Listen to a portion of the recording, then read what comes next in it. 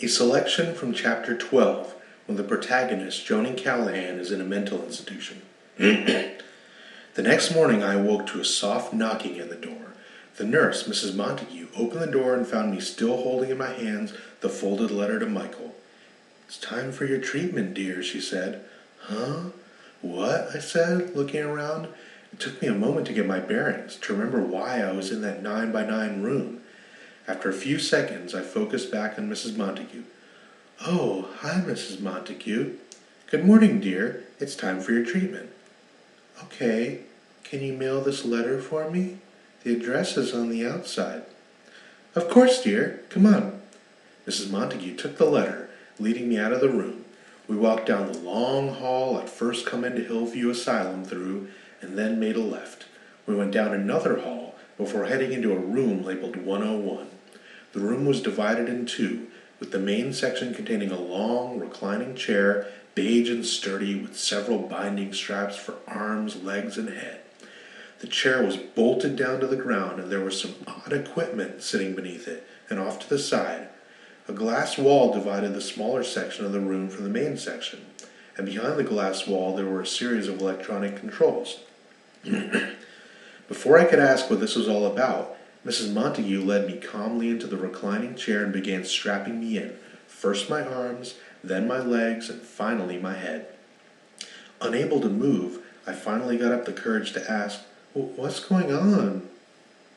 "This is your treatment, my dear."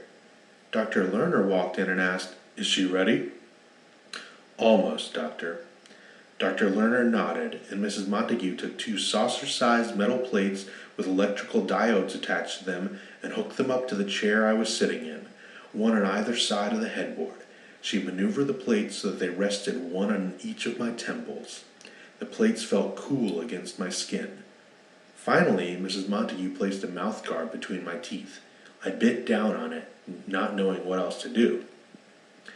Dr. Lerner retreated behind the glass wall and stood over the electronic controls.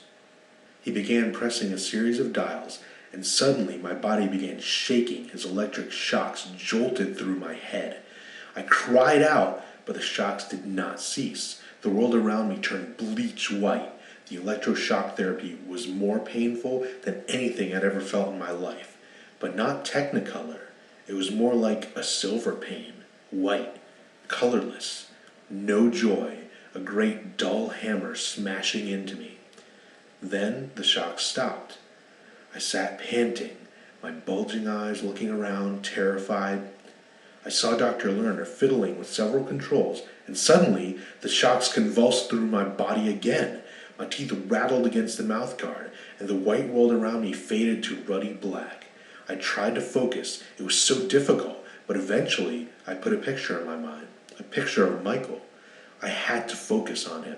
That was the only way I could stay alive. The electric shocks were trying to erase me, but I knew if I stayed me, one day I'd be happy. So I imagined Michael and me boxing together in the ring. In full, vibrant technicolor we fought.